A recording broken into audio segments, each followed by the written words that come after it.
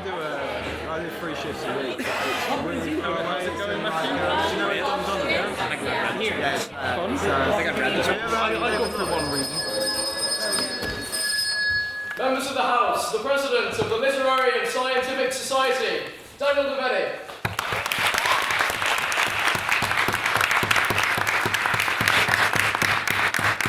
Members of the House, I welcome you to what is the 18th Ordinary Meeting of the 177th Session of the Literary and Scientific Society.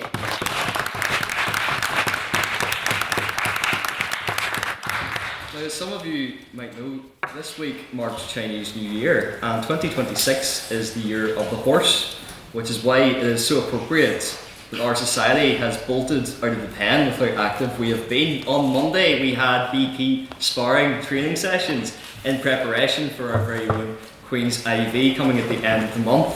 Also on Monday, we welcomed DP leader and strong unionist voice Gavin Robinson for a lit talk. On Tuesday, we had our schools competition where 36 students took part across 6 counties. And on Tuesday night, we had the inaugural Muriel Campbell Women's Subcommittee. And finally, on Wednesday night, we had chamber debating workshops. And as you'll see tonight, with the 8 people I have in front of me, you'll get to witness yet another exhibition of chamber debating. But before we get to that, it is the part that you all know and love. It is time for President's Questions, which is your opportunity as members of the House to ask me, your President, any question your mind can come up with. But of course, with the 2 caveats, that there's to be no questions about my politics and no questions about my sex life or lack thereof. So, do we have any President's Questions? Yeah, I go. Yes, Beth? Just as the year before, the TikTok trend now about what voice you love beating a dead horse, i.e. a topic that you love talking about no matter what. What voice do you love to beat? A dead horse you love to beat? I think there's definitely a few. What you've essentially asked is what YouTube rabbit holes I found myself going down at 3 a.m. I'd say I'll talk about Eurovision. I'll talk about Liverpool and specifically the fact that we've won 6 Champions Leagues, depending on how we're doing in the league table. So yeah, I'd say those are the kind of big dead horses that I would beat. And international football. I love international football. Any other President's Questions? Yes, Rana? Since Liverpool's poor performance this season, Go ahead. who would you rather win the Premier League? Who would I rather win the Premier League? Yeah. Easily Manchester City. Can't have Arsenal winning the Premier League, their fans going on about the whole time, which is why I was so delighted to see that the bottling process has already started with that 2-0 lead. They bottled against Bournemouth the goal. Any other President's Questions? Yes, right? What do you have for breakfast? Okay, so for breakfast this morning I fancied a fry up, and I thought, I'd keep in theme with the motion tonight. So I went, I don't know if anyone's seen, but in Belfast there's a new Labour Party themed cafe. So I decided to get a full English breakfast from there. Now the drink options were, I could get freshly squeezed half-time orange, or I could also get something called a Prescott Punch. But I decided to go for the half-time orange just instead. And then in terms of what I actually had for my breakfast, it was a 6-piece English breakfast. I had a red tomato, I had hash brown, I had egg, which ended up on my face, I had bacon, which I was not allowed to take home, I had, what else I had? Has-beens, and then finally I had sausages. My English breakfast. I would have had a 7-piece, but unfortunately there wasn't much room on the plate. But yes, the service was quite poor actually. Music was blaring and the food was quite cold because the waiter kept walking around in circles for some reason. I don't know what that was all about, but yes. Before this joke gets quite laboured, I'll probably stop it there. I mean, the key thing about labour jokes is the delivery, but the great news for you all in the house is that my puns can only get better from here. So do I have any other President's Questions? Yes, Mr. Spratt? I just wanted to know, have you familiarised yourself with Elliot Dickey's Instagram story, which reads, "You're in her DMs! I'm in the Royal Vic A&E because I tried to grab my water bottle during the night, but accidentally grabbed a bottle of Spar multi-purpose cleaner I'd left by my bed and had a sip of that. We are not the same. I am a moron." I'm not familiar until now. That probably explains his absence, yes? But no, he was outside earlier and he was so much better afterwards. He posted a second story going, my multi-purpose cleaner review. Winery Spar, new player in the wine scene, heavy on the tannins, tart and spicy finish, very fruit forward. Ooh, it's purple.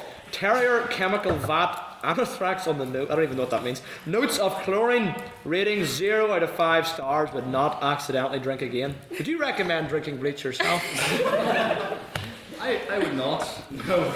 Although I am aware another use for bleach could perhaps be for your eyes after what some of you witnessed last week between me and Becker. Yes, Jonathan. Is the president a fan of J.D. Priestley's playing in spectacles? Never seen it. Unfortunately. Yes, Rana? What was he cleaning and germs he would accidentally drink? Probably your choice. Oh. See, the real question there, and this is like scarily close to reality, but which cleaning product?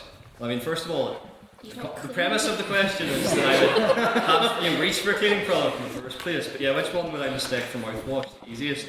I would say, based on something I've used recently, mold spray. I accidentally drank mold spray. Yeah. Any other presents? Yes, Luke?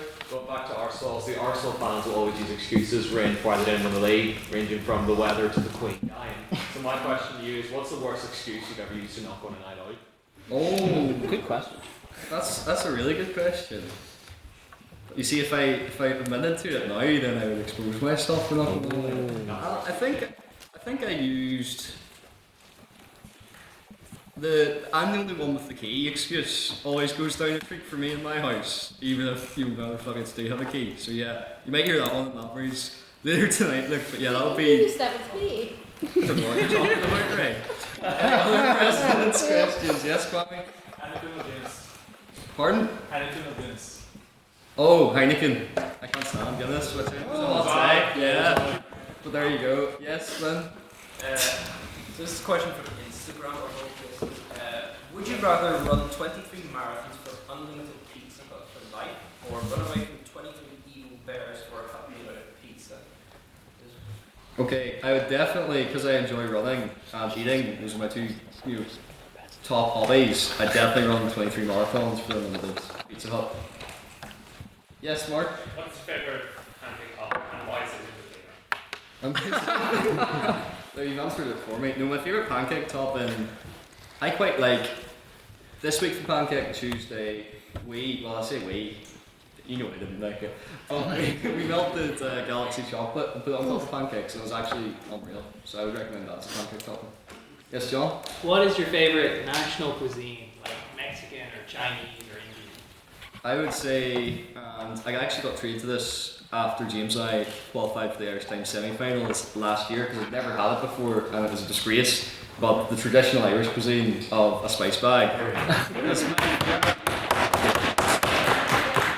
Any other presidents' questions? Yes, Rana? They're from Arsenal, and they're kind of being called What's your favorite like football fan nickname or like name they have? Oh, my favourite football fan nickname? There was like a meme going around at the time about Bradford City being called the Bantams, and that was you just got pecked by the Bantams, their fans kept saying. I'd say my favourite, I like the Baggies actually. West Brom being called the Baggies, or Stoke City fans being called the Potters because there's a bit of history behind that. But also West Brom's mascot is called Boiler Man, and he's just a massive boiler, so that quite amuses me as well. Any other president's questions? Yes, Fintan? What would the president's view be of moving the capital from Dublin to Kildare? I think you've received your answer from the house on that one. Although I will say that the capital of the UK should be Ballycally. That's something I stand on. Any other president's questions? Going once, going twice. And that brings us on then to our private members business. This is your chance as members of the house to bring up anything you've seen in the news recently, anything of particular interest to you that you'd like to gauge the rest of the house's opinions on. So we'll start with Hugh at the back there. Yeah, I was wondering what the House thought of the Andrew, formerly known as Prince, being arrested earlier today and being released as of just a few minutes ago. Yes, any thoughts on that, Emily? I think it's incredibly hilarious that Andrew, the prince formerly known as Andrew, was arrested on his birthday. Yeah, he's 66 today. Thank you. Anyone else? on Andrew's arrest. Yes. Thanks for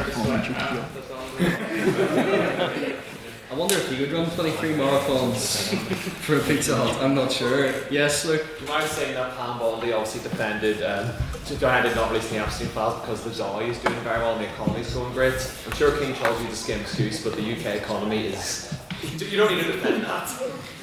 Thank you. Anyone else on that? Yes, John? To restore faith in the justice system and its ability to bring justice to people of all echelons of society, they needed to keep him in custody for a bit longer. They can't just release him like same day. Maybe it was an early birthday. Perhaps. Yes, Tommy. I go to the new lock in the Tower of London or something. That's something to That would be interesting, yeah. Matthew? I had heard that he wouldn't go into the prison cell. They had to keep him in reception because he said he was scared because his friend died in a prison cell.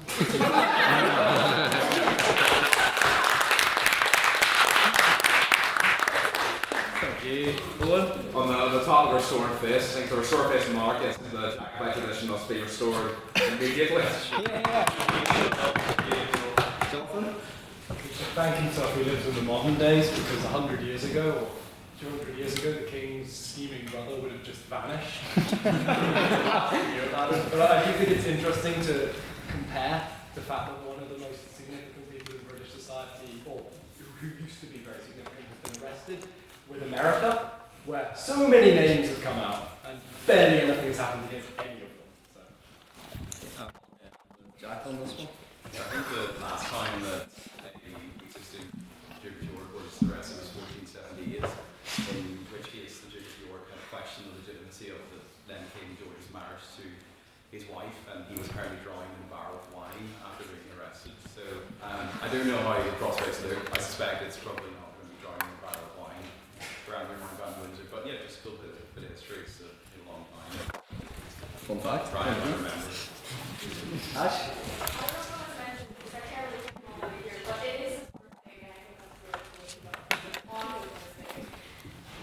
Thank you. We'll go on to another piece of private members' business if we had it. Yes, George? Well, good evening, everyone. Everyone's doing well. I wanted to follow on my points yesterday or last week where I mentioned about woke cancellation, because I think maybe it's a very interesting topic to discuss. I wonder if anyone's got any opinions. I've received many reports. There's many such cases of potential cancellation. Any thoughts on this? Any comments? Thank you, George. Anyone on cancel culture? Yes, Rana? I love living in modern times. I love being woke and I love cancelling people. Thank you. Anyone else on this, Ray? Well, it's not on this. Okay. Yes. Was it the trailer was finally released for Toy Story 5? What? Yes. Just wondering if anyone's seen it. I saw it when I was in Bunsen getting my dinner. I'm surprised they're still making it. Like Tom Hanks. I mean, wants he'll the paycheck. keep going until he's dead in the sound booth. Owen?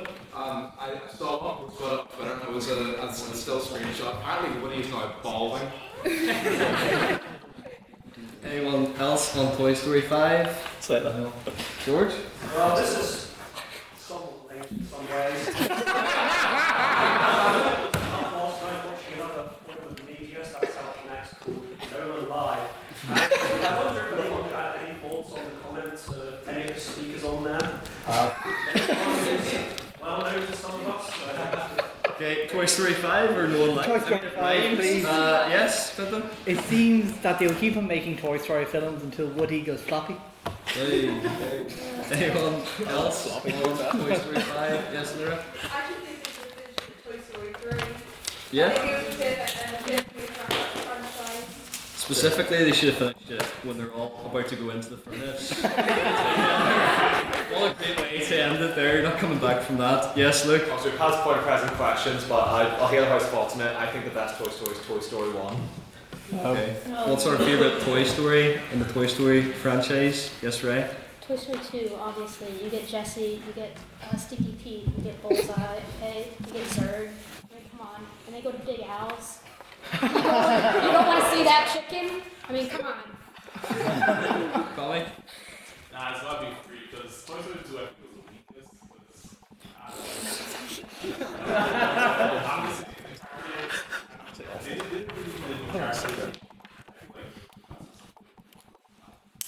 take the two hands. Yes, Lynn? Obviously, still Toy Story 4 has to be the finish it off here. All the numbers. Does anyone want to like preemptively say Toy Story 5 is their favourite? Could age. There you go, Beth. Yeah. Owen? Right, so as an avid Toy Story connoisseur, I have to echo my President's response here. When you consider Toy Story, it's a very good introduction to the whole series. You get Barbie as well. Exactly. Toy Story 3, you know, it's a good exit to the whole saga. You can see the cracks filling in, just as the cracks are filling in with your party now. But Toy Story 2 in itself is probably perhaps one of the greatest things humanity has ever done. And I was trying to compare it to something, I just can't. This franchise is built on human labour and it's built on human excellence. And Toy Story 2 will always be the greatest invention of mankind. It's like moon landing. I think we've discovered. I think we've discovered Owen's dead horse thing. After that, Rana. Really going on a tangent. Don't worry Christmas cake, you soak the dried fruits in rum, and it has rum. Could it technically be considered alcoholic? Back to the culinary Alcohols Anonymous meeting this devolves into, yes? I do have a story about this. It's related to me. I made pasta out of vodka one time when I was in high school and I threw it in the shower. Because I got drunk off the vodka. So yes, technically in the same vein. It is possible. Thank you. Yes. Right, we'll take the 5 fans that are left. EJ? On that point, could Christmas pudding and pasta out of vodka just be considered intricate cocktails? Interesting. Yeah. Beth? I mean, you'd be boring about it once you burn alcohol, it evaporates. That's why you burn Christmas cake. You should also burn Christmas cake because it's disgusting.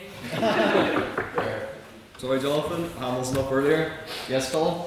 I'd like to ask a question about how, I will comment this is far better than last week, where essentially Alice screams, no, you're the snowflake, actually!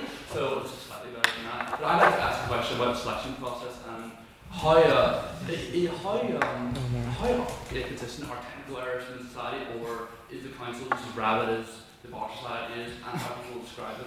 Well, one thing I will say is we have many great problems at the Lurific. You'll notice tonight how many people are in the room. One of the great problems we have is having to get more chairs in. And another problem is our term card is such a fantastic term card that we are very often oversubscribed. So, you know, these are wonderful problems to have in our society, and I'm incredibly proud to have these problems we have to address.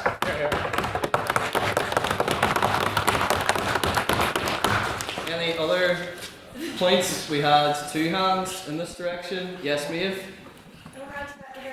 Christmas cake is actually something that you don't necessarily cook off the alcohol because you traditionally with freezers you make it halfway through the year or the previous Christmas, and throughout the year you continuously flip it and insert more alcohol into the cake as it's like maturing. So you actually never do actually end up burning off the alcohol. So depending on how long you let it sit and how much alcohol you actually potentially could make you clean up. Thank you, Maeve. And then we'll take. Yes, Flynn? Sorry, I'm not eating anything that's been a year old. It doesn't matter if it's soaked in alcohol or not. It's disgusting, to be honest. Christmas cake is always disgusting. Yes, and then we'll go for. Oh, the hands are all shooting up now. We'll take the last 4. You're the last 4. Yes, Hugh. I'd just like to ask one hypothetical question, which is, given the presence of salt, meat and vegetables within a large body of liquid, is the ocean a soup? No. Very interesting. No. The cereal is soup. I've heard that one before. Yes, Matthew. As someone who doesn't consume alcohol but has tried this in the semi-okay city of Paris, you should get a crepe and drape it in, or drench it in somewhat alcohol. Do we have? What? Crepes. No, what was the name of the drink? Contro. Oh, Contro, yeah. Yeah, that. And put it on a crepe and it tastes marvellous. I've never had alcoholic Christmas cake, but alcoholic crepe is quite nice. Thank you. And then we'll have Jack. Yeah, I don't really remember the original point, to be honest, but I do really like Christmas cake, and I'm completely unsure why people are attacking it. I think also it's best complemented with brandy brandy sauce, or people like brandy butter, which I suspect the audience is a bit too young for brandy butter, but it is. No brandy butter. I wasn't including you in the young part. And things when they are infused are particularly nice, like tiramisu is also infused with and it's very, very nice. So I don't think we need to relax on the Christmas cake. Thank you. And then finally, Jonathan. On the ocean being a soup, the Cambridge Dictionary defines soup as a liquid food made by cooking vegetables and sometimes meat or fish in water, and therefore I propose we increase drastically our carbon emissions, cause global warming, so that the fish and vegetables in the ocean cook, making the ocean soup. Thank you. And after that clarification, we'd like to invite Mr. Secretary up to read the minutes from last week's debate, which was "This House Believes Men and Women Can't Be Friends." Mr. Secretary.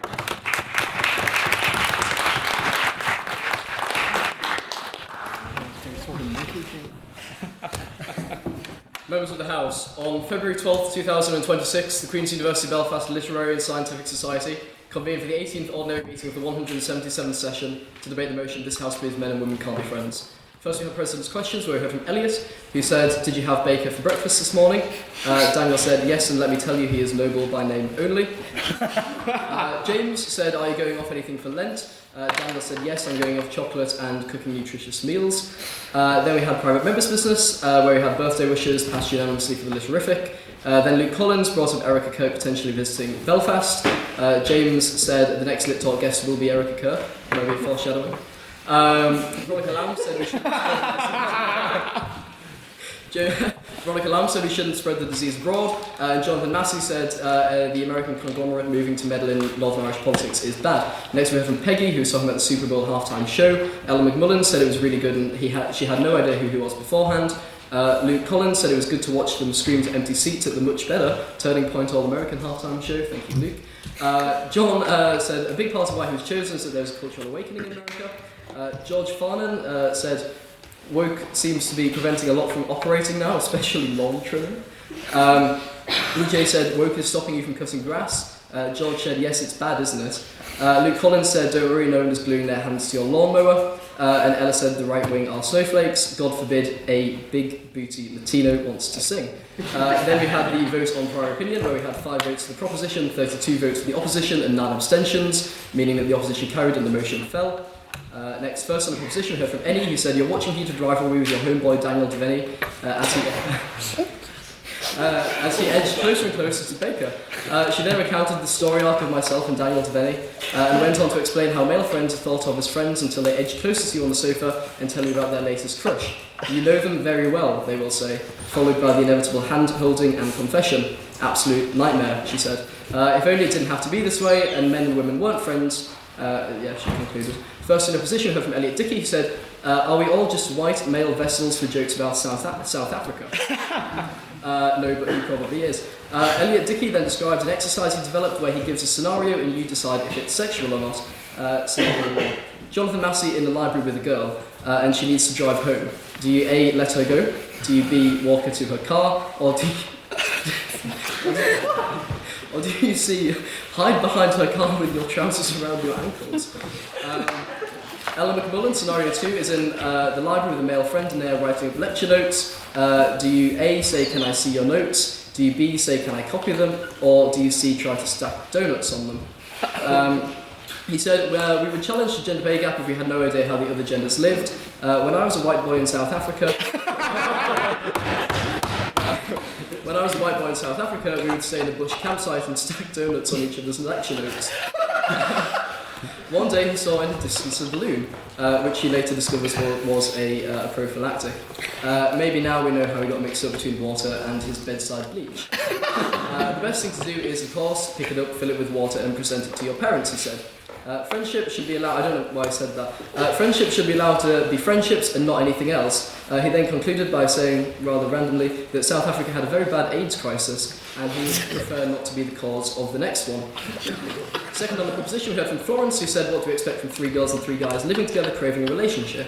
Can we ever expect them to develop a friendship without it leading to something else? It isn't all sunshines and rainbows out there." Second on the opposition, we heard from Joyce, who said men and women are not alike. It would help for you to be more happy and friendly in order to kickstart friendships. Friendships should ultimately be based on human connection, not gender. Growing up is about maturing and realising that connections are deeper than friendships, and friendships form when men and women are in close proximity. This naturally occurs and is something to be ashamed of.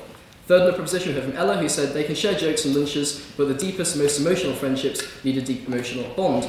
I may be Henry's best friend, but he's definitely not my best friend.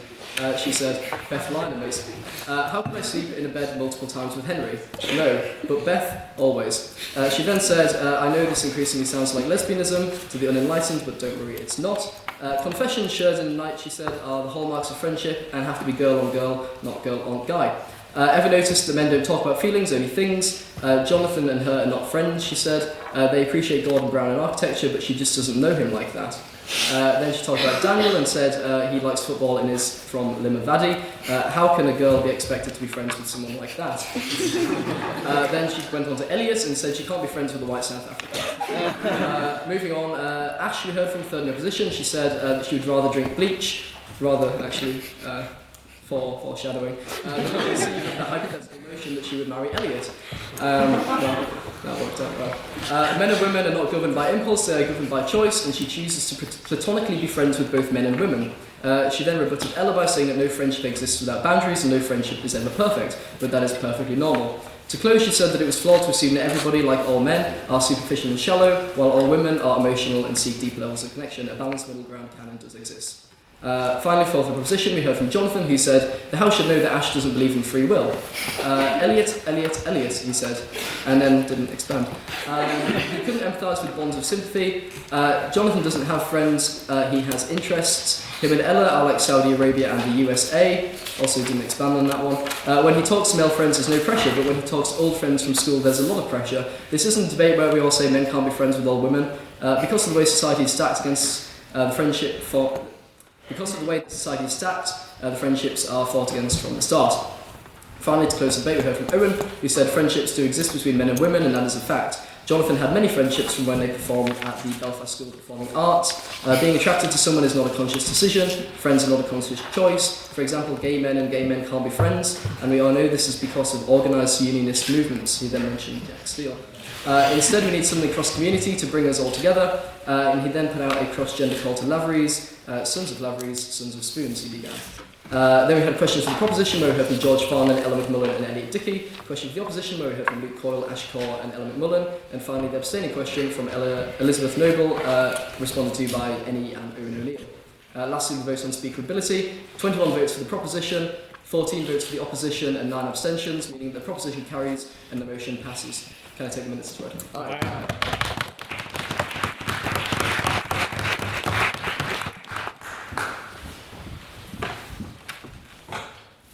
And now it is time for our debate, but before we get started, as always, we are going to carry out the vote on prior opinion. So, this is your chance to just tell us your opinion on the motion. Just to remind you, the motion is this House has no faith in the Labour government. So for all those who agree with that motion and would like to vote for the proposition, please raise your hands now.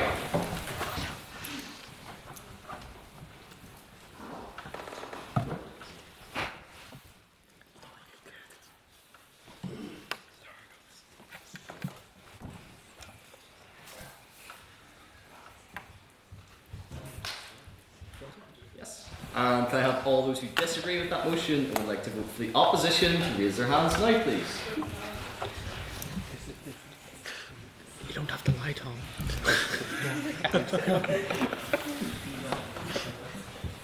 Yep, 10. And then finally, can I have all those who would like to abstain from the motion to raise their hands now, please?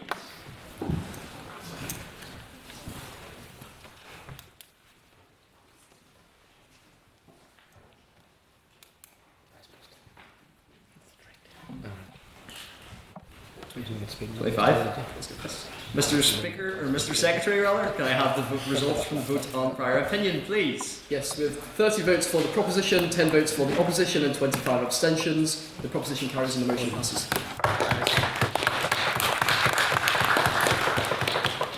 And before we get get started, just a reminder of the rules for you all. So speakers will take it in turns, proposition and opposition, to come to the podium and deliver 7-minute speeches. The first and the last minute of their speeches are protected time, which means for those 5 minutes in between, they have unprotected time. During this period, they can be asked POIs, or points of information. This is your chance as members of the House, and also their adversaries at the other side of the table, to challenge them in real time on their points. To present the POI, simply raise your hand and say, on that point of information, or POI. It is then to the discretion of the speaker as to whether they take your POI or decline it. Please keep your POI short, a maximum of 15 seconds, and of course, as always, leave 15 seconds in between the offering of a POI, or else that is barking. Don't worry, I will remind you with my trusty gavel. We also have a rule about swearing during speeches. Vice President, care to elaborate? Yes, if any speaker swears during their speech, or if any member of the audience while asking a POI or a question at the end swears, you will owe the House a bottle of port. I don't recognize some of the faces in the crowd, but I will find you. I am scary like that. We also have 2 outstanding port fines from Annie, but then also Rosa, who swore at the inaugural Women's Subcommittee debate. Thanks for that. No, it's a fine, I don't care. But yes, please pay it timely as well. Thank you for that. And without further ado, I would like to invite first on the proposition to open the debate tonight, Luella, to the podium, please.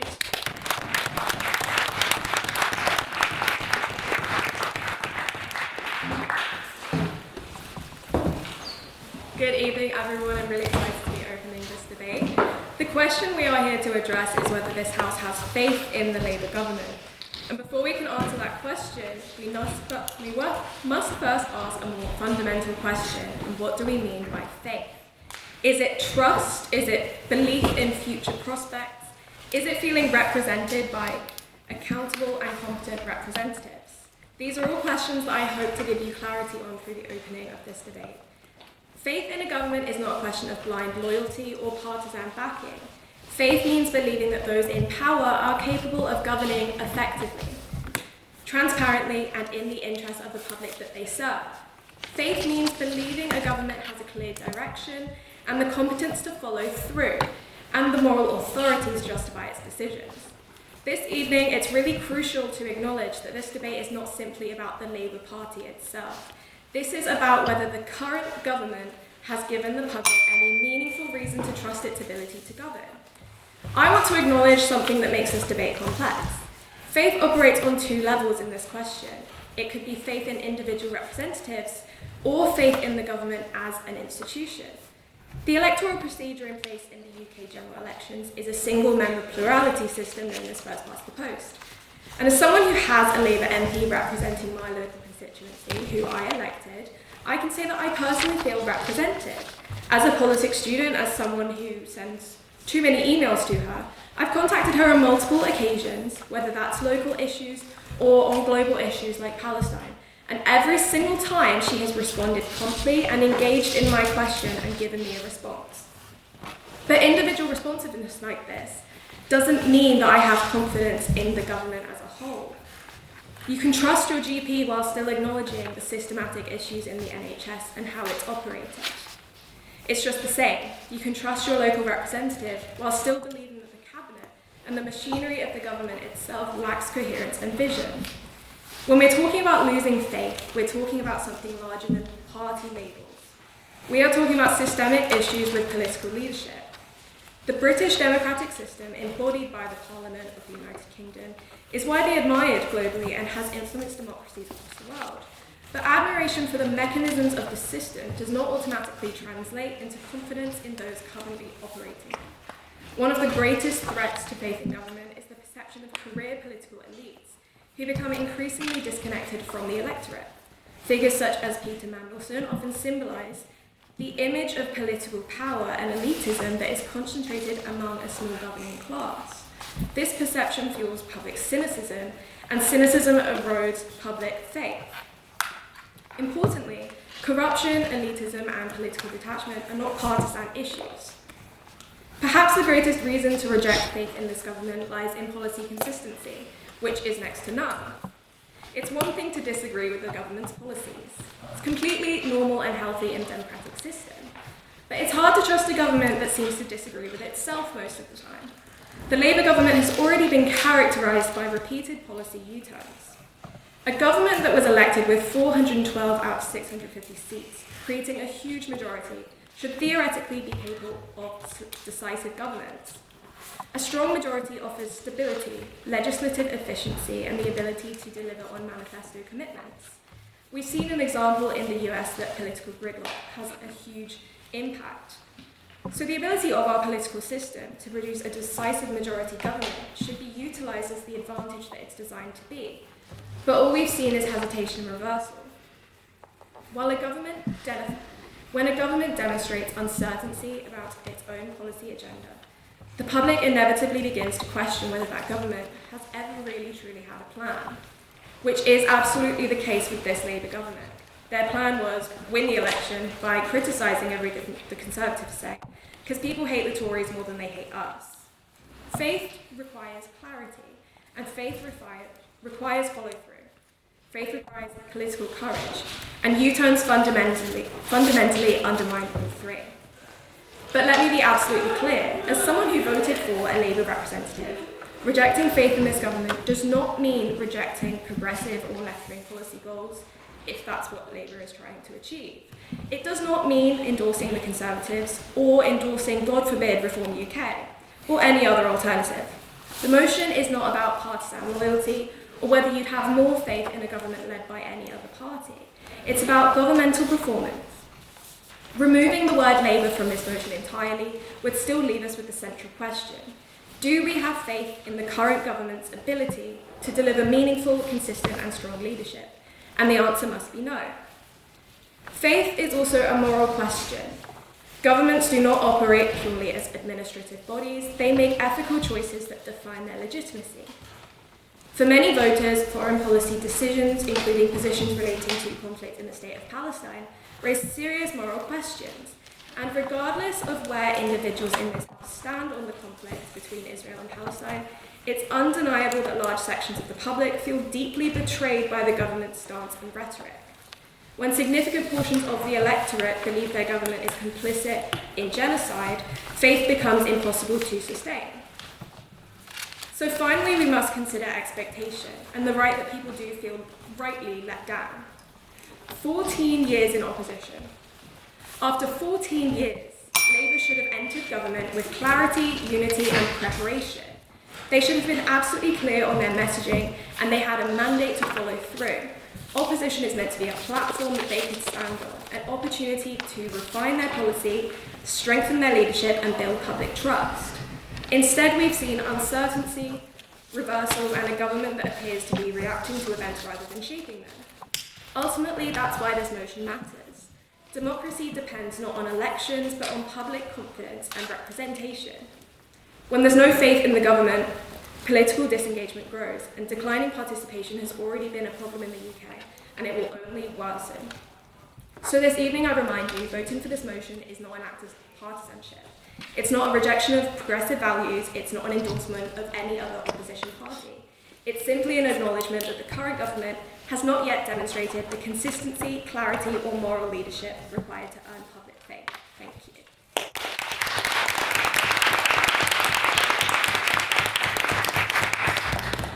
Thank you, Luella, for that very fine speech. And now to open the case for the opposition, I'd like to invite Tom to the podium, please.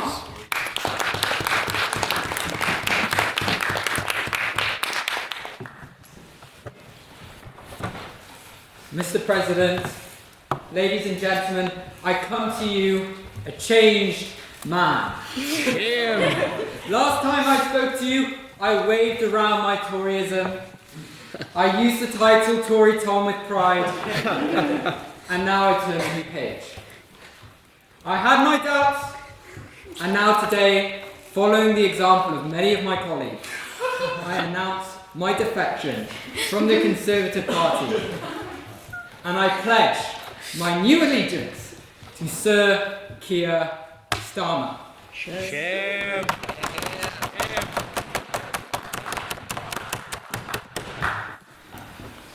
Do I actually have to do this? Where's Alex? Can I drop out? I am good.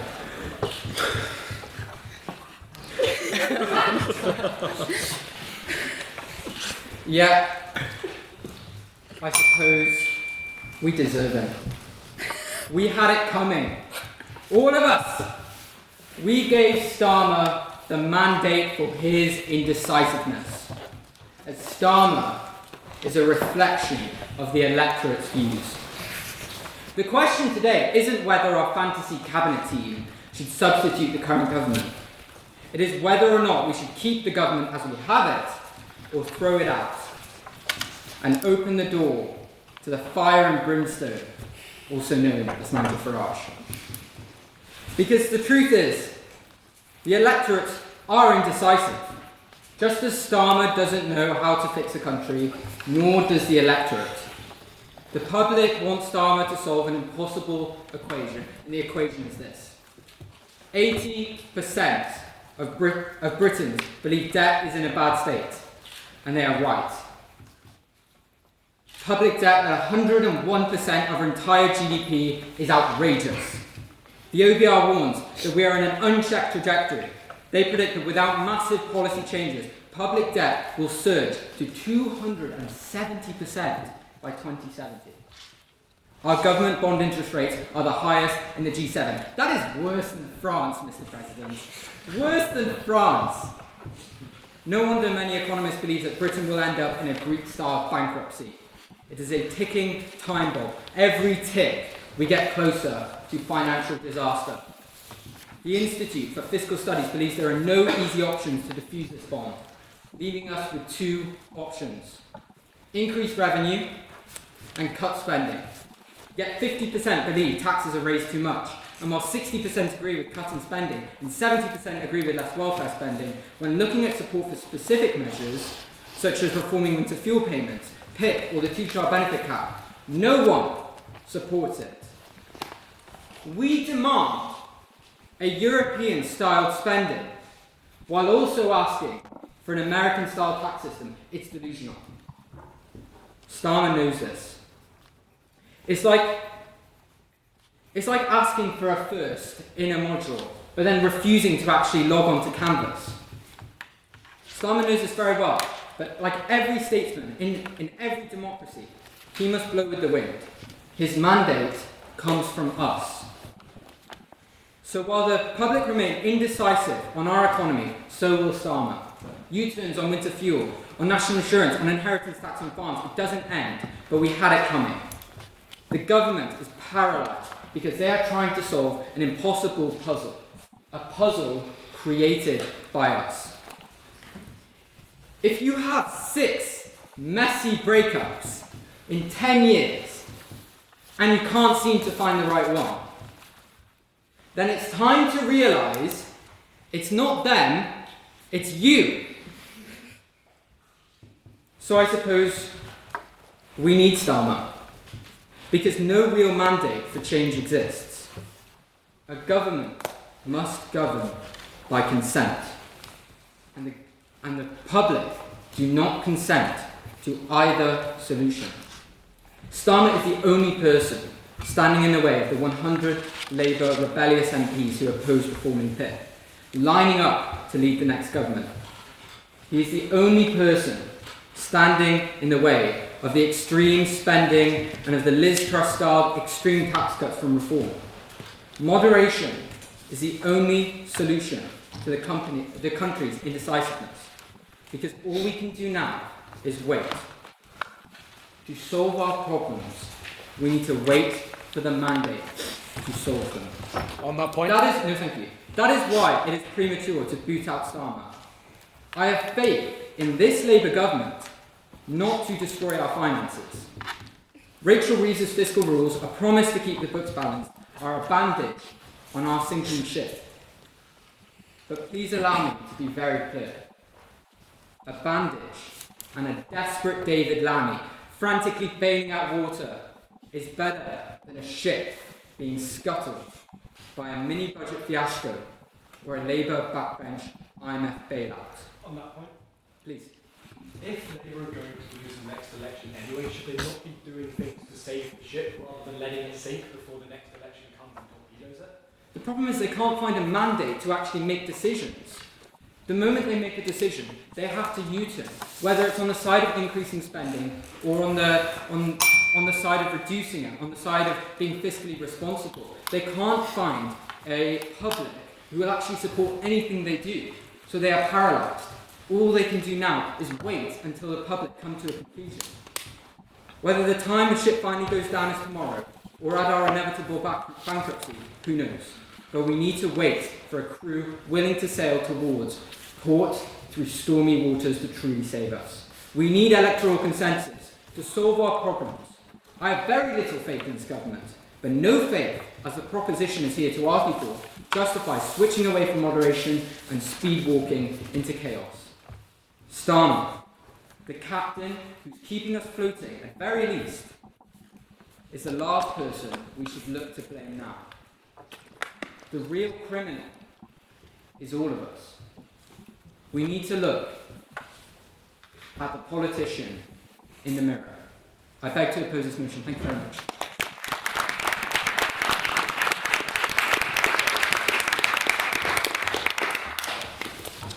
Thank you, Tom, for that very fine speech. I now like to call second on the proposition. Kieran, please.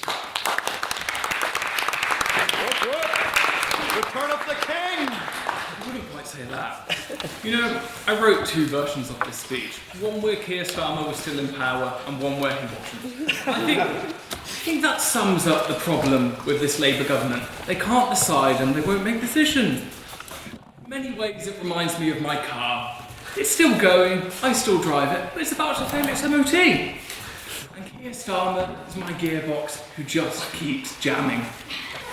Jackie Weaver had more authority over that parish council than Keir Starmer has over his cabinet leads. Hear, hear.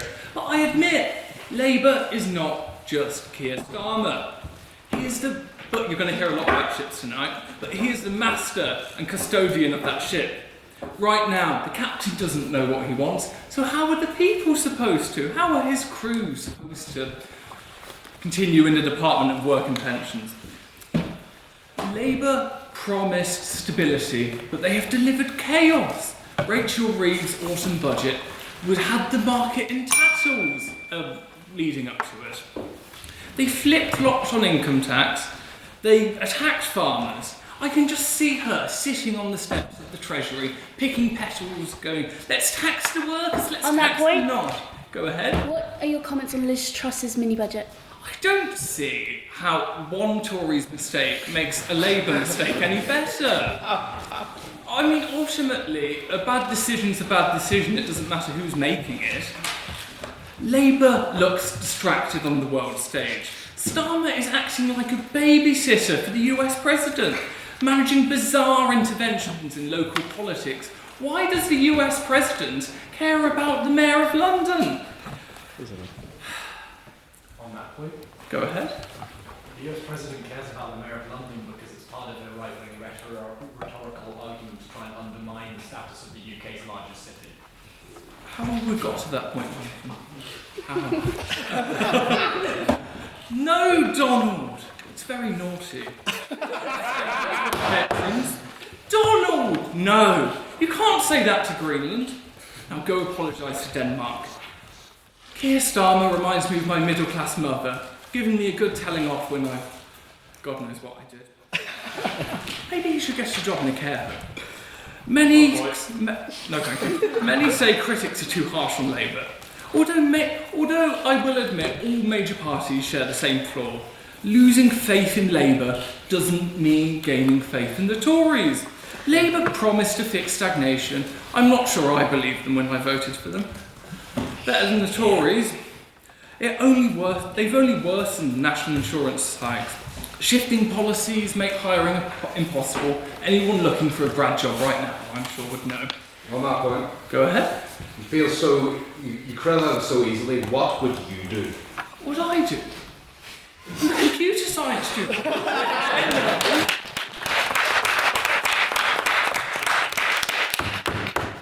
The country isn't ungovernable, as Alistair Campbell has written out in one of his podcasts. Tony Blair achieved actual economic growth. On that point, if we put his foreign policy aside. The blueprint exists. but Starmer's minimalist flip-flop approach is failing to execute it. Starmer is no more a performative Blairite and a wannabe Gatskelite. Keir Starmer is a Prime Minister ultimately, perpetually haunted by the ghost of Tony Blair. Labour ran a hyper-cautious campaign, treating their lead like a fragile vase as the old trope goes. Or a Lib Dem election in Surrey. We mustn't alienate the Midlands, we mustn't alienate the North. We need to... Go ahead, Beth. Would you last statement running the government, Labour the Filipinos? Very nice question. Got where I was. I mean, they're terrified of losing. They offer no real vision. Their only commitments were promises not to do things, and they're things they did anyway. Now they're in power with no mandate for radical change, or any change at all, to be honest. It's the ultimate, no thank you, Hugh, it's the ultimate political scam. No promises made, no promises kept. I think the opposition's main crutch would be the public gave them a massive majority, let them cook. I think they've had enough time to cook now. Looking at the landscape, the Tories imploded, and fringe parties like Reform are now taking the lead. But I'm not sure they actually care what we think. All they want to do is break things and blame whoever the current Dem is, whether that's migrants or... I don't know. To fix the UK, ultimately, we don't need faith. What we need is a vision, a post-war understanding that rebuilt the country, that rebuilt the country in 1945, instead of a white or wet wipe. Instead, we have a managerial bureaucrat who made his name pointing out rule-breaking and COVID. Sorry, sir, so-and-so hasn't done their homework. I'm surprised him and Kemi don't get on board. You may be good. What? Sorry, I laughed. Oh, good joke, I liked it. He may be good at prosecuting miscreants, but he's terrible at inspiring a nation to rebuild. The UK requires people with real vision, not to go on about local politics, but I love what Andy Street and Prosper UK are doing. He is the bureaucratic hangover, the wet wipe of Whitehall. He is not the wartime leader we need to rebuild a nation. He is no Attlee, he is no Wilson. He is the mediocre product of a toolmaker who throughout history cling to a broken system just because it's the status quo. It's a mistake world leaders who propped up the apartheid regime in the 80s made. I'm sure Elliot Dickey would know a lot about that. We shouldn't stick with a failing government out of habit. Real progress requires the courage to say we deserve better. Keir Starmer, it is time to stop being the penguin and start being the lettuce. To conclude, let's review the state of Starmer's ship. A sieve budget, bleeding market confidence. A captain who acting as a glorified babysitter to the US president. A government with no promises, no mandate and no vision. He is treating the country, oh I'm done, just vote for our side.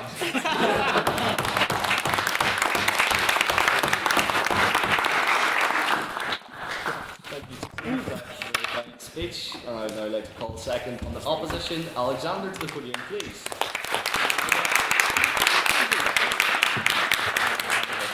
Thank you, Mr. President, friends, peers, comrades. Cheers. Cheers. Now, I know what you're thinking. Oh, great. Another middle-class, liberal elite, threat-drinking, closeted Tory from London defending the government from a safe distance. Well, I'll challenge you on your biases, because you're wrong. I'm actually from Surrey, and for those of you who know, that is much, much worse. Now, it is becoming increasingly clear to me that my position here is unique. I am now acutely aware, especially after the speech from my so-called teammate, Tory Clark, that I could be the only person left in the UK who has a positive opinion of the current Prime Minister. Now, before you call me crazy, I ask you to listen to my case in good faith. I believe the government is delivering for the people of Britain. Northern Ireland, shit.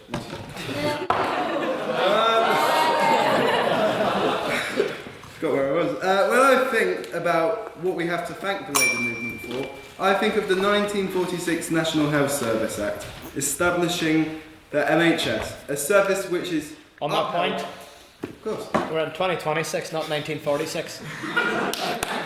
Well, as I was just about to say, a service which is upheld by Wes Streeting and his reduction of the waiting list, as well as reducing bureaucracy by abolishing NHS England. Of course. Barker, go on ahead. Oh, okay, sorry, my mistake. I think of the Employment Protections Act 1975, which protects youth families, and this tradition is continued by Liz Kendall's expansion of childcare and free lunches for primary school children. I think of the National Minimum Wage Act 1998, which I believe has benefited the majority of us in this room and has increased under Starmer's leadership. I think of the Race Relations Act, the Equal Pay Act, the Human Rights Act and the Equalities Act, which ensure employers and universities can't discriminate us based on our gender, race, disability, sexuality or religion. These are fundamental rights which the government are upholding, rights that are currently under threat from Reform and the Tories. I think of the new Labour's part in negotiating the Good Friday Agreement and the government's choice to side with Northern Ireland by rejecting the previous government's legacy bill. Of course. What about putting Blair in Iraq? Doesn't really help my point, but I'm just going to brush over that. This reflects the Labour government's dedication to progressive Labour values. The first priority of any government is to keep its citizens safe. I believe it has gone above and beyond in that ambition. I can see its commitment to spend 3% in 5 years and 2.5% at 2027. This will help to address the growing threat from the mafia state, which is the Russian Federation, which, and we're... Yeah, go ahead. If they were going to address the Russian crisis, wouldn't they then tackle the Russian billionaires that own the newspapers, the water and all the houses in London? I believe the government has taken sanctions against those places, but being Russian isn't crime and you shouldn't prosecute someone for their nationality. But I'll carry on because that's a pretty weak point from me. Building up our national defence will help us to keep Europe safe without having to rely on an increasing flaky American president. This government is also protecting our national security by re-establishing relationships with our European allies and preparing the relationship with the EU. On that point, how does the approval of a Chinese spy base in London against the advice of the security service help that? Well, actually, the former head of GCHQ came out the other day saying it's actually more beneficial because it keeps all of the Chinese diplomats in one space. Anyway, sorry, where was I at? I had a point about China, but I might as well miss that. As well as that, Starmer's Labour has delivered systematic action on the NHS, on transport policy and housing policy. Now, in reviewing this speech, I've realised that most of these subjects only apply to England, and I didn't fairly account of devolution and power sharing.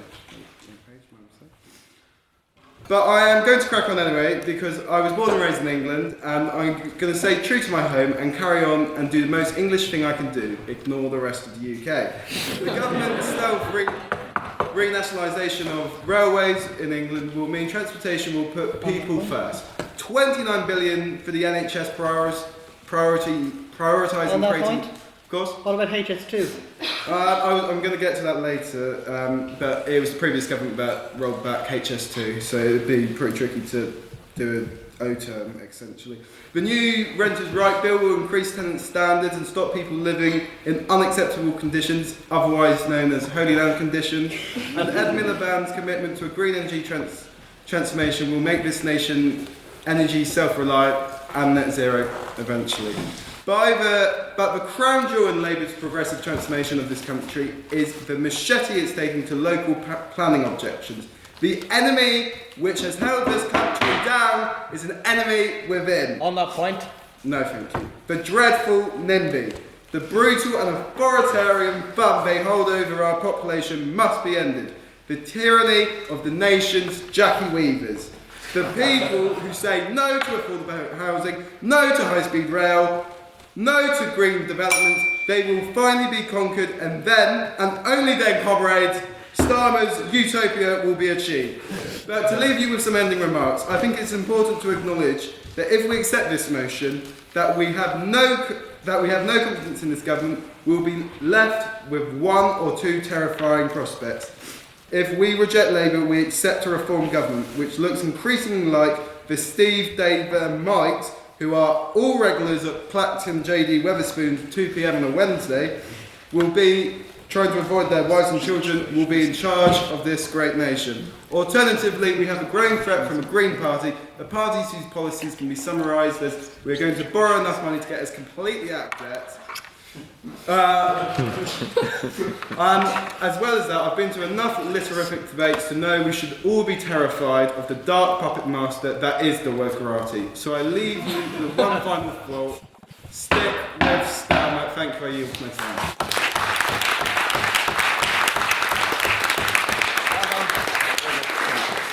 Thank you, Alexander, for that very fine speech. I'd now like to invite third on the proposition, Matthew, to the podium, please.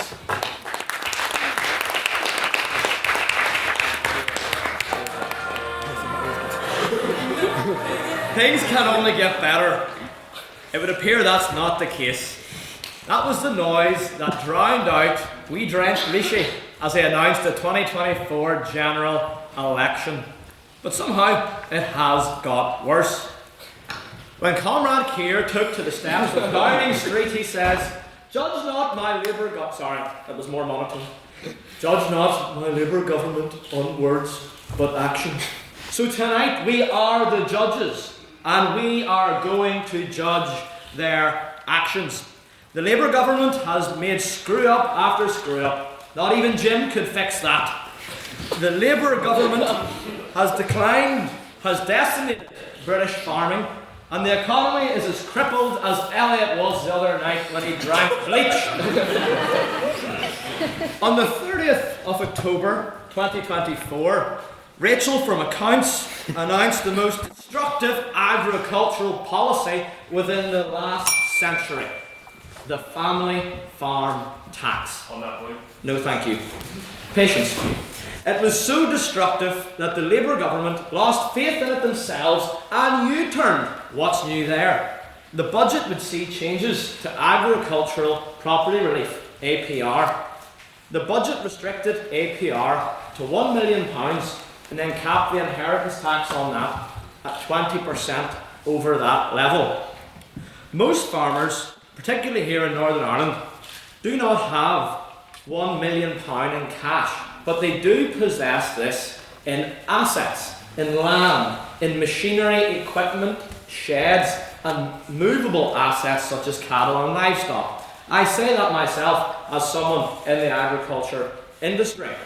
So these farmers, they can't bring their funds straight from their bank accounts that would pay this tax. So they have three options. They can sell off the land at the farm for generations to gain the financial capital to pay the tax, but then that removes their income and will decrease their profit because they can no longer farm that land. Imagine 3 generations of farmers selling their land. There's not going to be a farm left for the great-great-grandchild. But this would be the reality for most farmers in Northern Ireland. Option 2 is to sell off machinery and equipment, meaning they can't carry out their jobs and sustain one of the most significant industries in this nation. While the third option is to sell their movable assets, such as livestock. This would be a disaster, as farmers must maintain a certain level of livestock capacity to ensure that they're operating on a profit. Yes, Hugh? Under that same law, farmers could apply to have their taxes spread out over a 20-year period as well, so they can afford it. But they're still paying the same amount, and it's still going to have the same impact in the long term that they'll have to sell off land. If they don't have the financial capital, it doesn't matter how long you're spreading it over, you still have to sell your land. You're not going to sell your land over 20 years, you're going to sell it in one sum. So this is the reality for farmers, and this is dangerous because the expenses of the tax is on an unparalleled trajectory, and it's the same with the expenses that farmers are facing day in, day out. Fertilisers through the roof. The money they're getting for their TB cows is not to the par because the government is charging beef prices and not dairy prices. But have no doubt, the family farm tax from Labour is not just destroying farms, but it's also destroying families. John Charlesworth was a 78-year-old farmer from Yorkshire whose family farmed the land for generations. And Hugh, you could maybe ask John's family your question. To avoid this tax, which would confiscate 50% of John's farm, John committed suicide to preserve his farm, which his father and grandfather built so he could pass it on to his son. Families are being destroyed over this. John literally gave his life so his farm and his children's dreams of farming that land and passing it on to their children could live on, even if he was not here to see it. The Sheffield Coroner's Court had an official inquest into this and found John's suicide was directly linked to the family farm tax that was going to be imposed by Labour. Philip, Jonathan's son, who now runs the farm, said his father wasn't going to let the government beat him. If it hadn't been for the worries about the inheritance tax, he would still be here today. The farm is not a part of John's life. It was his life, and that is the reality for every single farmer in the United Kingdom. John actually requested that his ashes be scattered on the land that he had tilled since he was a young lad. Now, if attempting to nuke one of the largest industries in the United Kingdom, the big fat family inheritance tax, wasn't bad enough, Comrade Keir and Rachel from Accounts decided, you know what, let's lay into the rest of the economy. Let's go big, not go home. I suppose that would be their flawed logic as usual. The Labour government have hoodwinked the people of Britain. They said they would not increase borrowing, yet they have. They said they would not raise taxes on the working people of this nation, yet they have. National insurance is up, the capital gains tax is up, and inheritance tax is up. The only thing coming down is Labour's approval ratings by the day. The people have such little faith in the Labour government that mad Zach Polanski and his eco-green warriors are level with Labour in the polls at 15%.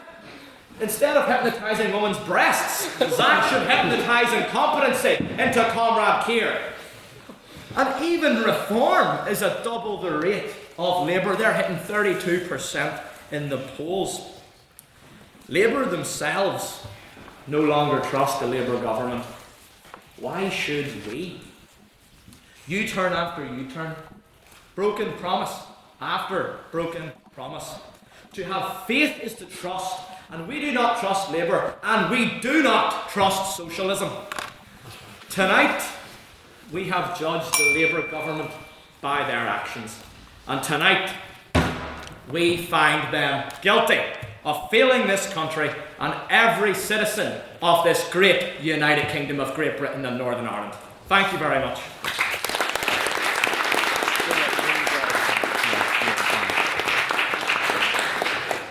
Thank you, Matthew, for that very fine speech. I would now call third on the opposition. Boyd to the podium, please. Okay, so there's a lot to get through. Hopefully I managed to get through everything. So, as everyone has mentioned,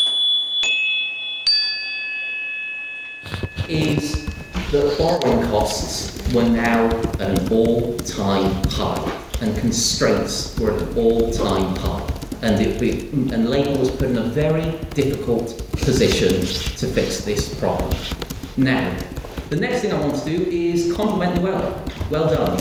You have managed to frame this debate in a very clever way, and most people here have accepted it, that having no confidence, having no faith in the government means that you literally have no faith. But I would like to argue that that the context of how these words are used is important.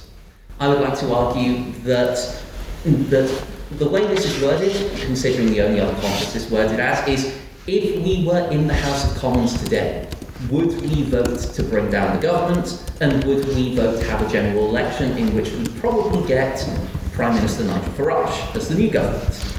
And I think that is the only way to properly... Yes? How is the threat of Nigel Farage leading to faith in Labour? Isn't that just a hostage situation? It's a matter of how we vote on this motion. So now we get to some other things.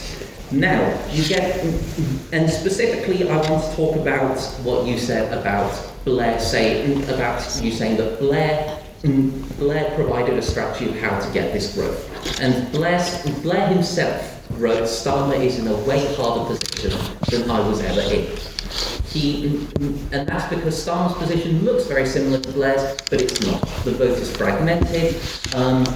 The public is not on Labour's side going in, with Labour only getting 34% of the vote, and we have and the economy is not in that position. So many constraints exist, and despite that, Labour has committed to so many amazing policies. Matthew wants to judge Labour by its actions. Let's judge Labour by its actions. GB Energy was set up, which is a starting programme for much better organisation of energy throughout the UK. 750,000 children are now in free school breakfast clubs. On that point, yes. Can you give the statistics of how much affordable GB Energy has actually made energy for the average person? Because I'll tell you, it's not that much. Yes, I cannot give that statistic quite yet. It'll go up soon, but we can.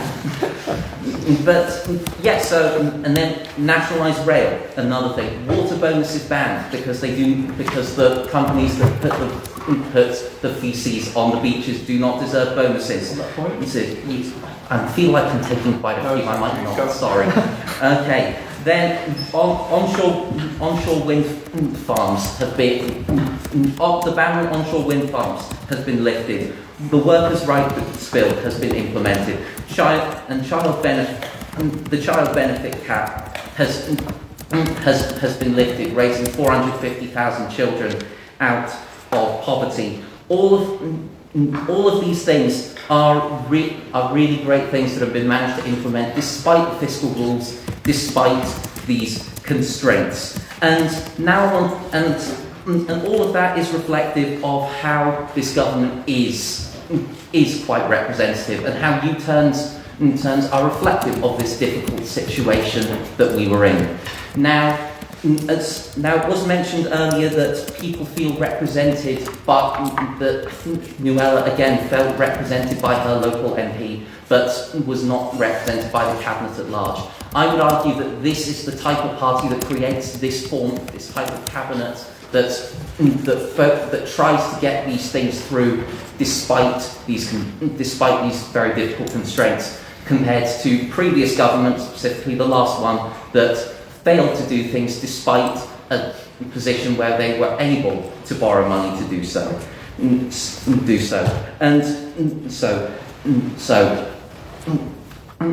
in response to Tiernan's point about we support left to cook, essentially,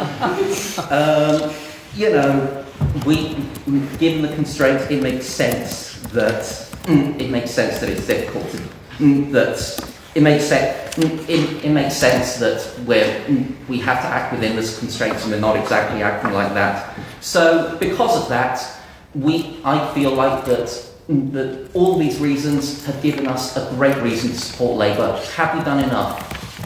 Have we done enough? Not yet. Will we do more? Absolutely. That's what the Labour Party is all about.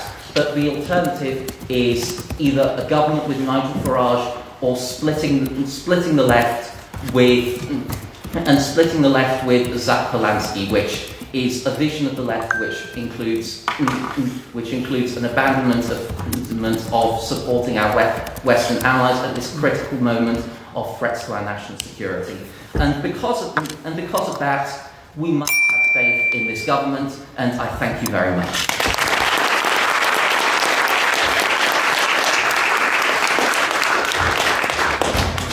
Thank you, Boyd, for that very fine speech. Very well. And now, to close the case for the proposition, I would like to invite Fintan to the podium, please.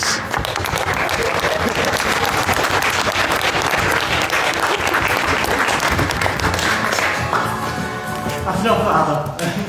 I know the President like Eurovision, but really, you're the limit.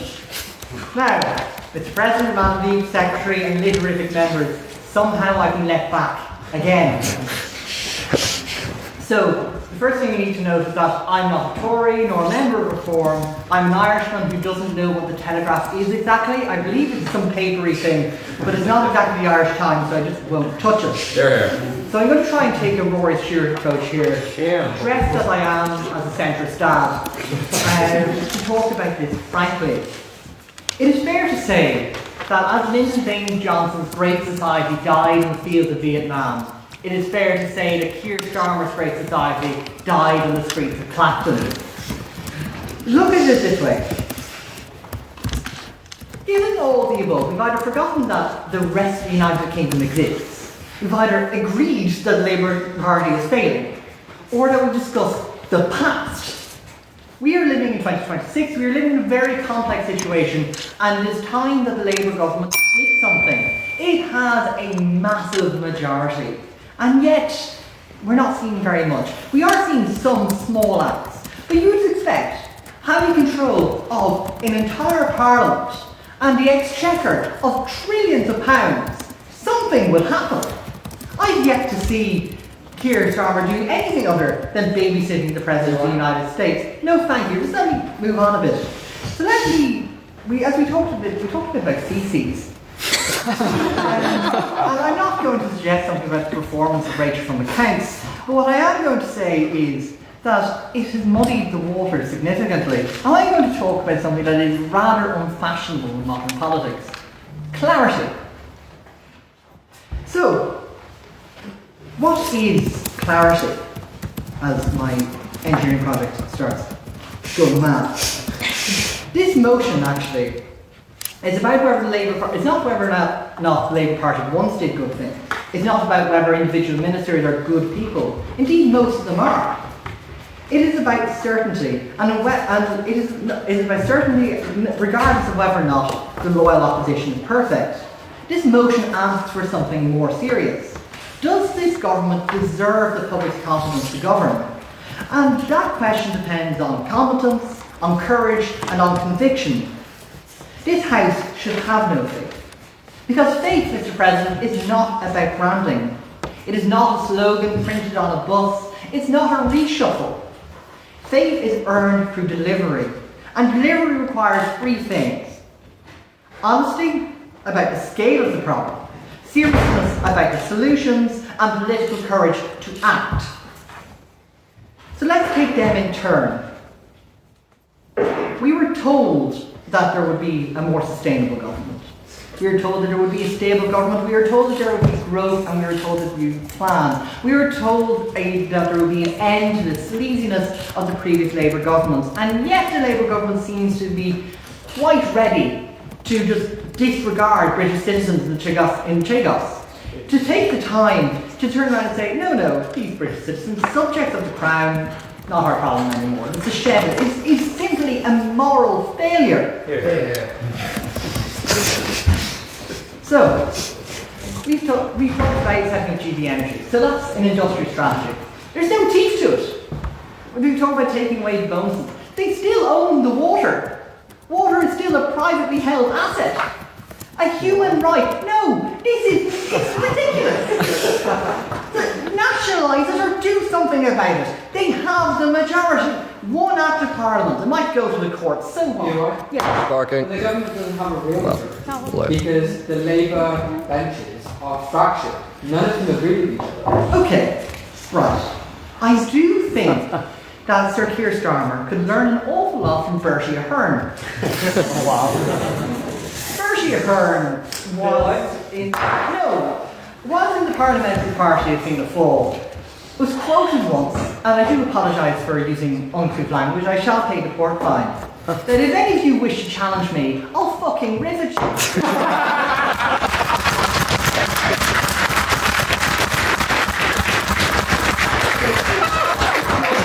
Party by action. Nothing's actually happened. We've killed a farmer. Apparently we've raised the wages and so on, but yet there's no new ships being planned. I don't see a new airport. No, there isn't any. There's the ship that were planned by the Tory government. Nothing else, Jonathan. Don't worry. It's just not right.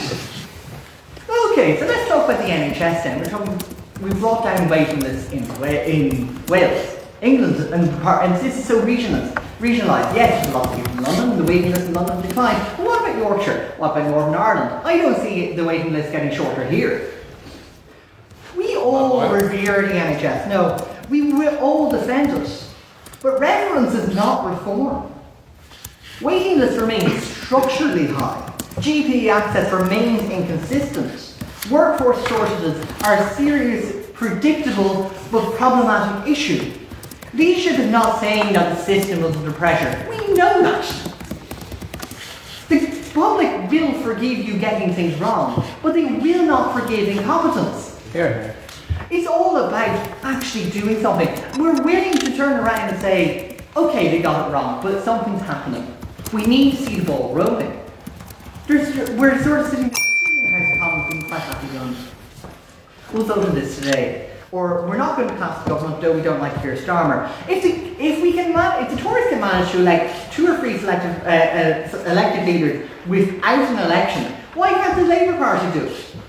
It's not that it just irks me so much. I'm sure it irks everybody in the room that they came in saying that things could only get better when things in fact have only gotten worse. Yeah. So let Alistair Campbell tell us how the UK has become ungovernable. It hasn't. It just means that the Labour Party are no longer competent to govern us. And on that, I think that we need to make it very clear that despite the consequences of what may happen, it is time for the Labour Party to make things clear. Either they change their ways and bring back public confidence, or they stand down. Thank you.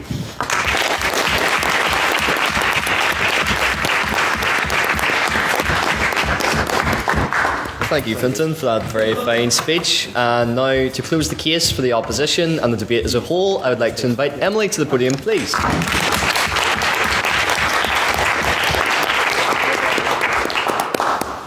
So I do realise I'm kind of dressed like Donald Trump tonight. I do apologise.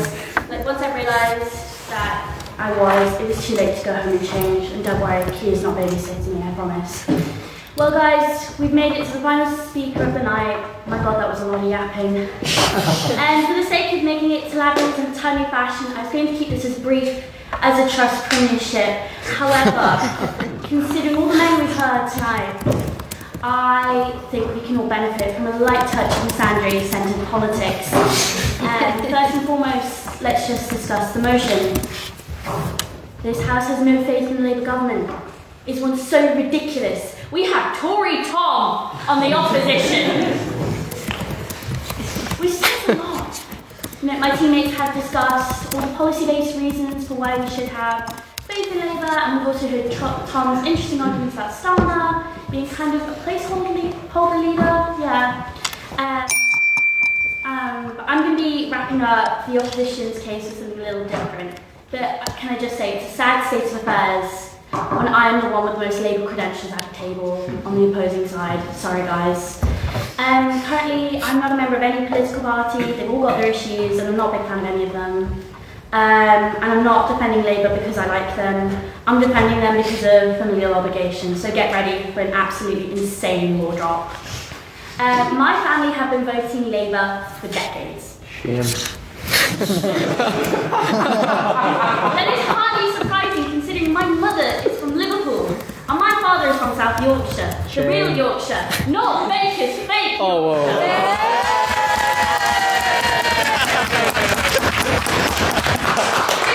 My parents' politics, I don't think anyone agrees with their parents' politics the whole whole time, but I do agree with their reasons for why they have unwavering support for any and all Labour governments. And one woman's actions inspired this.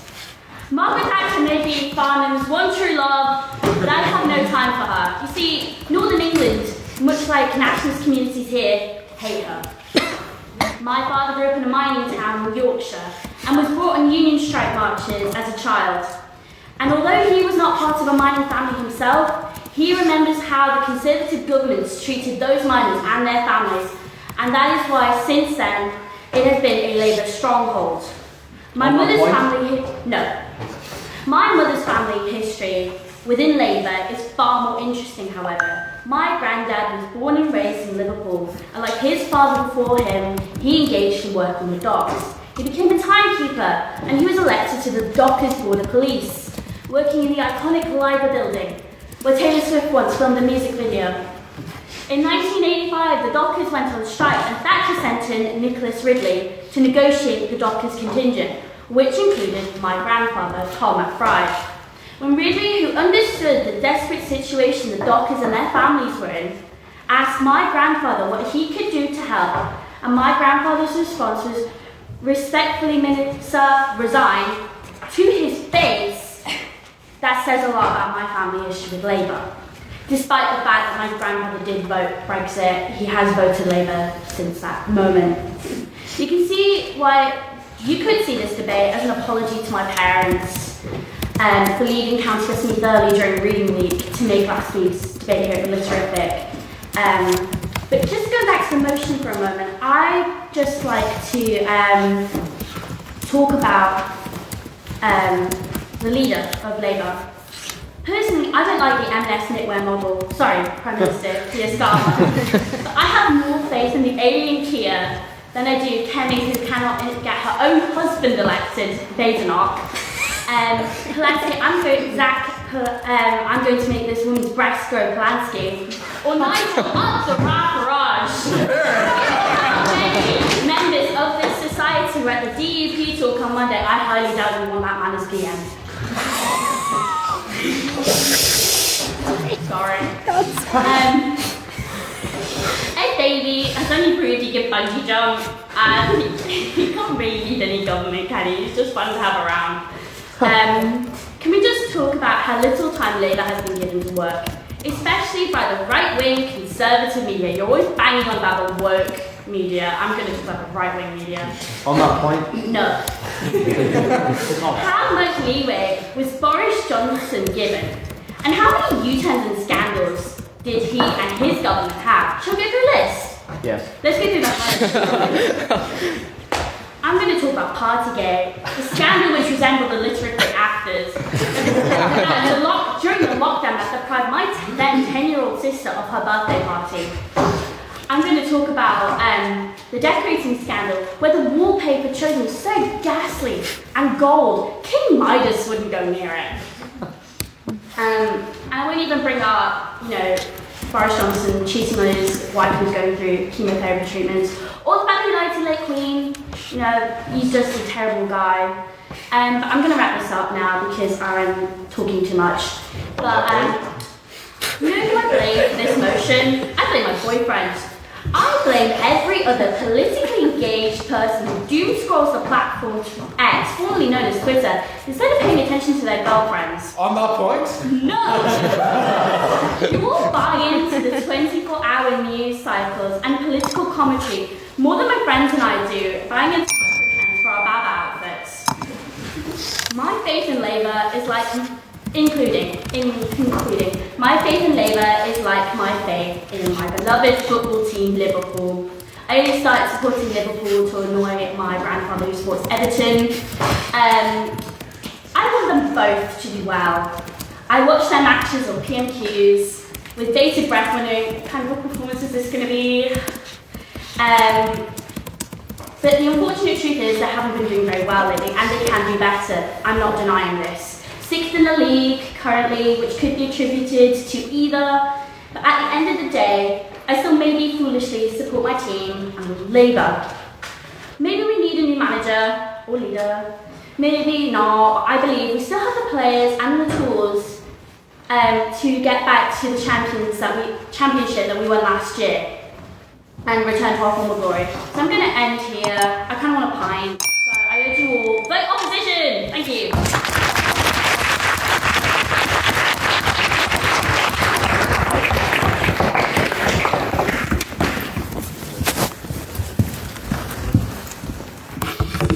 Thank you, Emily, for that very fine speech, and to all of our speakers for what has been an incredibly lively debate. Now, unfortunately, Emily, you're not quite out of the woods, or rather off to the woodworkers yet, as it is now time for questions. This is your chance as members of the House to propose questions to the proposition or the opposition, perhaps something you'd like them to expand upon, or something you feel wasn't touched during the debate. So do we first have any questions for the proposition, please? Yes, Hugh. Yeah, this is for the second person on the proposition. You criticised Starmer myself, but the debate is this House has no faith in the Labour government. Yet you were willing to concede that the Tories were not guilty of mistrust. Can you reconcile that logic? I didn't know Michael Caine was. I didn't know Michael Caine was the leader of the Tory party, but there you go. Go on ahead, Tiernan. Yeah, I'm lost if I didn't ask you to repeat that. You criticise Starmer, but the debate is. You really over-criticise Starmer, but the debate is this House has no faith in the Labour government, but you were willing to let the Tories off the hook for mistrust earlier. So I just want to know how you reconcile that logic. One, I don't think I let them off the hook. Mistakes were made, as they say down south, lessons were learned. But no, I did say that if a captain, let's say, crashes the Titanic, we must admit they bear a significant portion of the responsibility in the negligence of managing this government. So my argument sort of was that Keir Starmer might as well be the Labour Party at this point, because I don't see anyone else making a decision. Thank you, Tiernan. Can I have a response from the opposition? Tom? Well, I think that, first of all, the member doesn't realise that Labour is a very polar party right now. There's a very strong split, and Starmer is not Labour. Starmer is basically a reflection of exactly what the electorate wants. So you can't expect him to not crash the ship when the electorate want the ship to be crashed, because they can't make up their minds. So I do agree that Starmer's a bad Prime Minister, but to say that we should not have any faith in the government is to say that there are alternatives. I don't have much faith in the Starmer government. I have very, very little. But it's the proposition's obligation today to argue that we should have no faith in the government. Well, if you should have no faith in the government, then suggest an alternate option. Thank you. Thank you, Tom. I'll take another question for the proposition if we have one. Yes, Owen? My comments right on I noticed about among a few speeches was one, the size of the majority itself, but also the fact that there was there's a continual spread of revolts within the Labour Parliamentary Party. I'm just wondering if you would agree that because of the size of that majority, that's in part of the reason why it's so hamstrung. Would someone from the proposition care to respond? The majority is not that big. It's actually smaller than, or the amount they have is actually smaller than what Jeremy Corbyn won in the 2019 election. Point of clarification. Yeah. The majority as in terms of parliamentary seats, not in terms of majority of the vote, which they don't have. Oh, well, sorry. Yeah, okay. In regards to the majority of the parliamentary seats, then, well, yeah, if you have more MPs, naturally there will be a larger diversity of opinion. The fact that the government and the cabinet cannot control that, they can't seem to whip that because there's such a degree of rebellion, shows that they're incompetent, and we can't have faith in their competence. Thank you, Matthew. Would someone from... Yep, Alexander. So it just shows democracy. It shows local representatives saying what their constituents want. If it's not in line with the government, that's the reason we have a parliamentary system. We don't just elect an executive and call it a day. You have democracy in a democracy. Thank you, Alexander. I'll now take questions for the opposition. Yes, John? Okay, so it was mentioned that Starmer removed the winter fuel payments thing from a lot of MPs. What would you say to claims that's undemocratic? Tom? Well, it's the right of every leader of the party to terminate the membership of their MPs. I mean, it's the carrot and the stick, right? Starmer needs to be able to control his people. He's not very good at it. But it's his job as the leader of the Labour government. So I don't think that's a particular problem. How he manages it, perhaps, but that particular event is not a problem people should have with the Labour government, I think. Thank you, Tom. Rebuttal from the proposition. I think if you have to point a gun at someone's head to inspire faith, I'm not sure that's the kind of faith we want to be inspired. Thank you, Tiernan. I'll take one more for the opposition if we have it. Yes, Jack? Yeah, it seems like there's a lot of emphasis with, in fairness with the exception of Tom, but he's already conceded the fact that he's a Tory, so that's very difficult to trust our faith rather in the government anyway. There seems to be a lot of focus on either historical achievements as an attempt to disqualify current misgivings or historical grievances, in the case of the last speaker, to disqualify contemporary misgivings.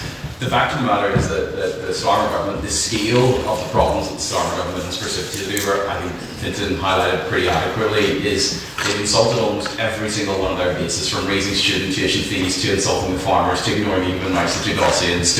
It just goes on and on and on. Waiting lists spiralling, an economy that is stagnant. It's endless. The list goes on, and you can say that we have had 14 years of Tory austerity, but that doesn't really do it for people anymore because no one cares about that. And with the exception of us in this room who are particularly hyper-focused, the 24-hour news cycle that you refer to, most people in the general public want to see actual change. Not every one of the issues that I said will reflect the change that they want to see, but they don't care when people say, what was this trust right or wrong, or was Maggie Thatcher right or wrong? That's just us in this room. So essentially what I'm asking is, why do we keep using historical grievances or historical achievements to disqualify the absolute colossal scale of the failures that have taken place? Thank you, Jack. Someone from... It's very interesting. It's obviously, Labour is not perfect. No political party is perfect. But I do think, the fact that it was 14, people are so sick of hearing about 14 years of Tory austerity. And I've heard it in the news so many times, but it is really hard to comprehend the damage that has been done to the systems in the United Kingdom by this government who cut spending. That's why NHS wait times are so long. The Tory party are responsible for a lot of what Labour are now currently trying to fix. They cannot fix it overnight. And I do think, they can do more, but everyone is blaming them, and I think really the blame lies with the Tory party. Thank you, Emily. Someone from the proposition? So nobody on this side has sought to deny the impact of the Tory government. However, what we have pointed out is lack of progress on the issues. We're 18 months now into the Labour government, and we have not seen conclusive progress. We're not expecting all of the issues to be solved. We are hoping that the next step is just showing some sign of improvement. We are talking about 450,000 children in poverty. Yes, however, there are millions of children in Britain. 450,000, unfortunately, just doesn't cut it. Thank you, Fintan. And finally, I will take an abstaining question. So this is a question that is put evenly to both the proposition and the opposition.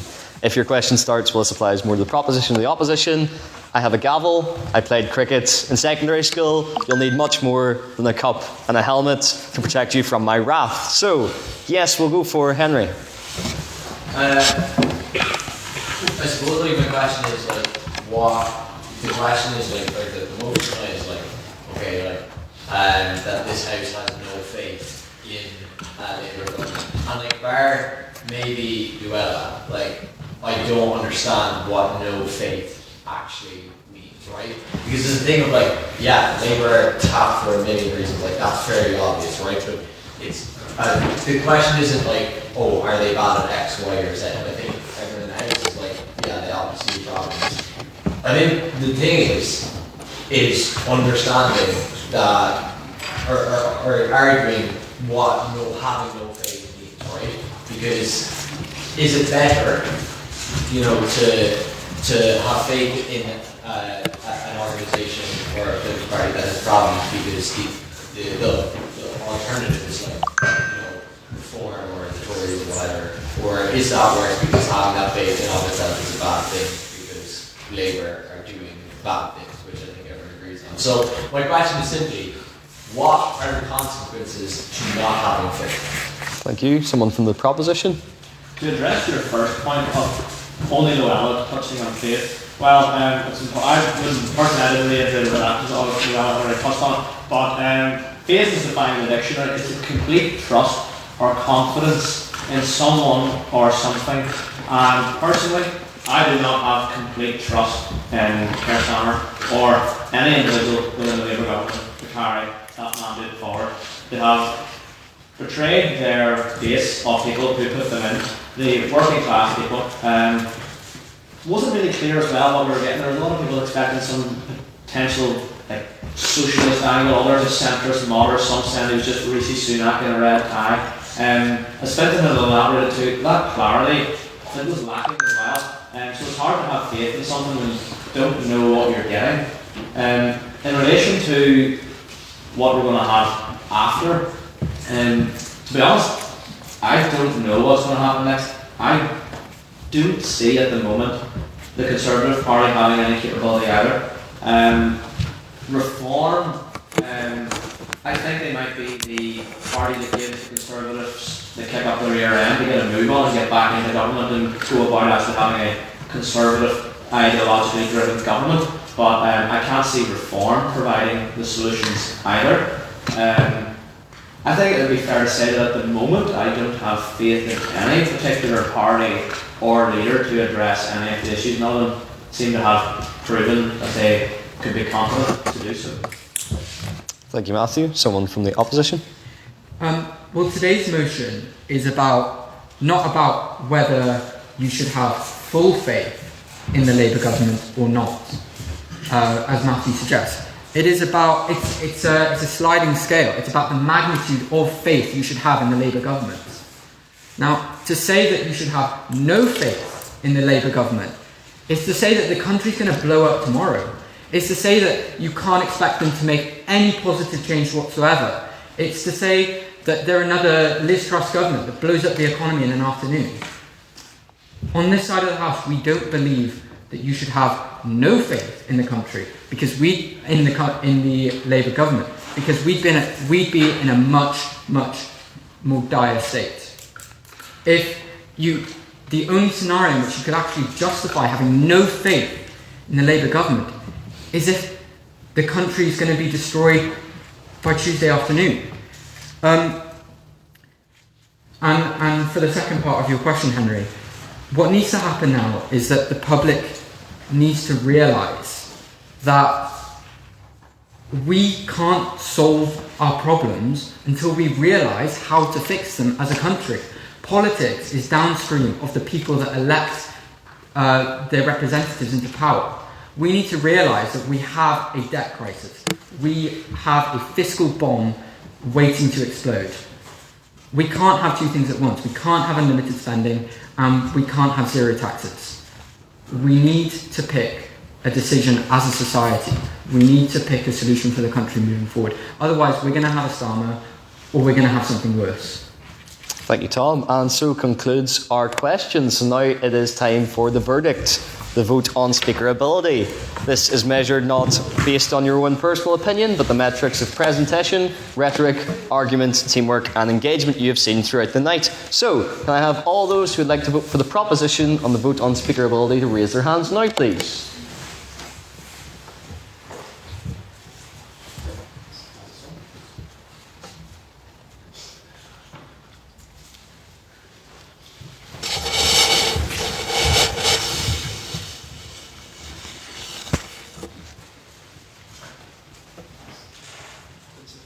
Yes? And can I have all those who'd like to vote for the opposition for the vote on speaker ability to raise their hands now, please?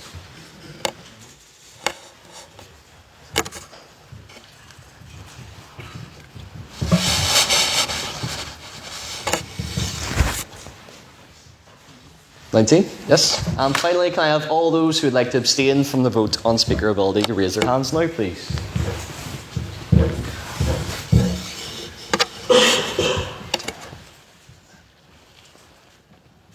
Yes. Mr. Secretary, can I have the results from the vote on speaker ability, please? Yes, with 37 votes for the proposition, 19 votes for the opposition, and 13 abstentions, the proposition carries and the motion passes.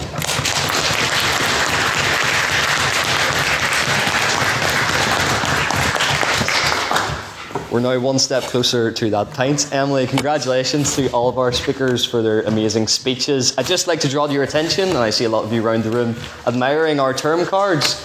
This shows that we do not just do exciting debates like tonight, but we also have great events and socials coming up. So please feel free to take a term card with you, to scan our QR code to join our WhatsApp community, and also to give our socials a follow, such as Instagram. That will keep you posted on all the exciting things that we have coming up within the next couple of weeks. And with that, to draw your attention even more, I would like to open the floor to council announcements. Council, do we have any announcements before the House? Yes, Mr. External. Yeah. I'd just like to congratulate all the teams who signed up thus far for the Queen's University Belfast University Open, which is basically just an international debating tournament taking place here for the first time in about 3 years on the 28th of February and the 1st of March. We currently have 8 teams signed up, so 16 people, but are definitely open to another 4 to 6 speakers. So if you are interested, please let me know. There'll be a form sent to the WhatsApp as well. It's really important that we get a good showing. There'll be over 13 institutions, I think, coming from Wales, Scotland, James, all over really, and some open teams as well. So it won't be one to miss. But if you are interested in competitive debating, please do sign up, because we regret what you don't do, not what you do. And to everyone who has signed up, thank you very much, and I'm looking forward to this. Thank you.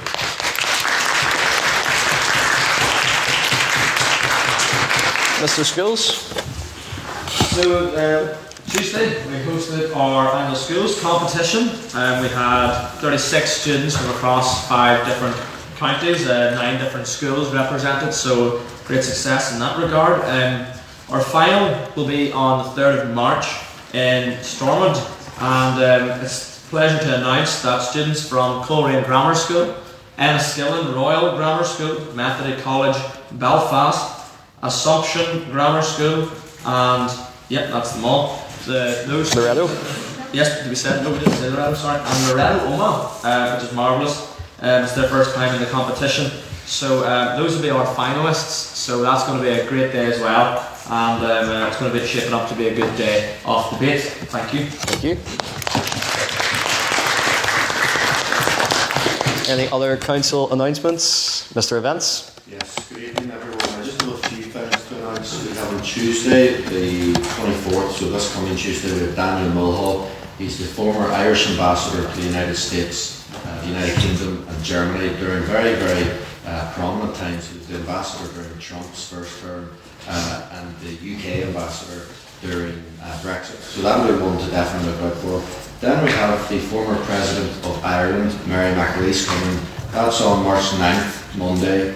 We then also have the Northern Ireland editor of the Belfast Telegraph, Sam McBride. That's been rescheduled to March 30th. We then have veteran BBC journalist Peter Taylor, who covered much of the Troubles during his time.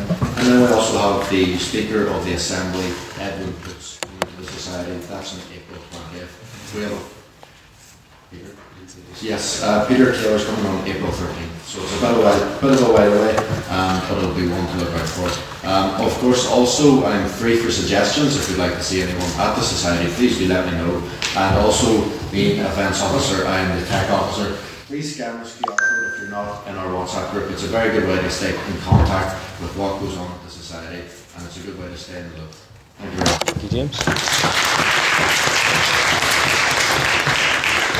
So we've covered the debates, we've covered the exciting events that we've got coming up, and that brings us nicely on to the socials. Mr. Socials?